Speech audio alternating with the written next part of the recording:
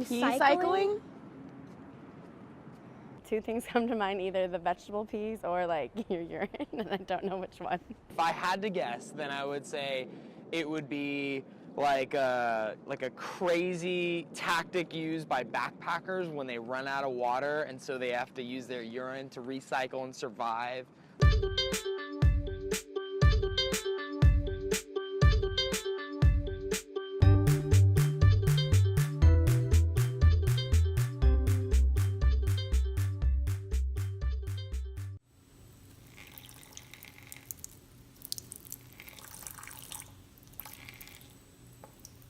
Peecycling is the collection of urine separate from wastewater. The reason why we want this urine is that it's very concentrated in both pharmaceuticals and nutrients. So from your urine we can collect nitrogen, phosphorus, potassium.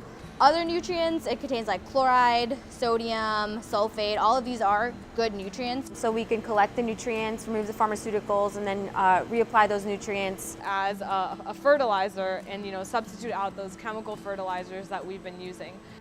Right now, the way we use nutrients in society is very much a linear flow.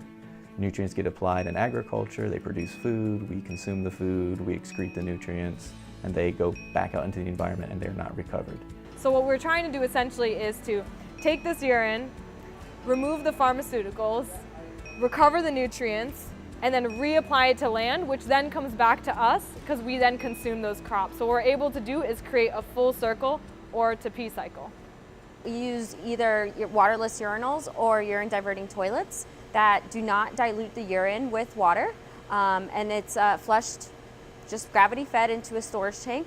Every time we flush a toilet we use about 1.8 gallons, which is a lot of water if you think about it, and it's potable water. So if we were to urine source separate or urine divert, what we'd be able to do is completely remove that urine flush water, and the urine could just have a no flush, essentially that it just flushes itself down the drain.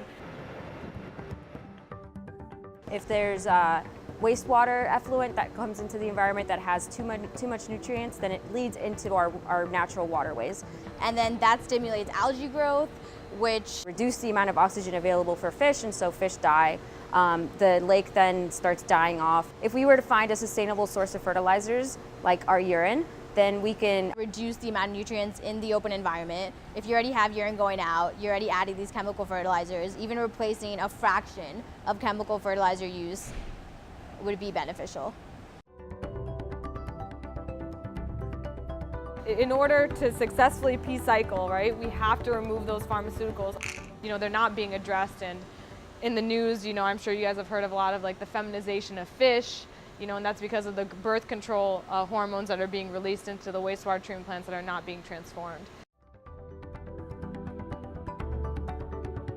educating the public and having their approval of using urine as a resource instead of as a waste is really important. So instead of using normal fertilizer, we all can use our urine or our pee to create fertilizer that we can then grow whatever we want. Watermelon, broccoli, apples. Every time we've done a lecture, everyone's really excited about it.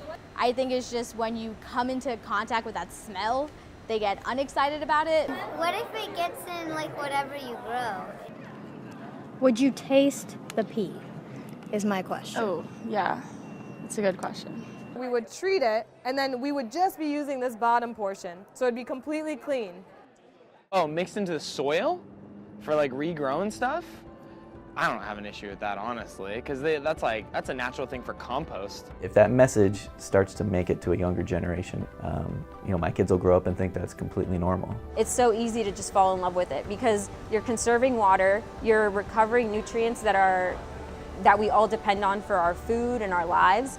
I'm not bored of pee yet, so we'll see. I think research has really taught me that don't really overlook anything, that every little thing has a value, and if we look at it in the right way. So it's all about perspective.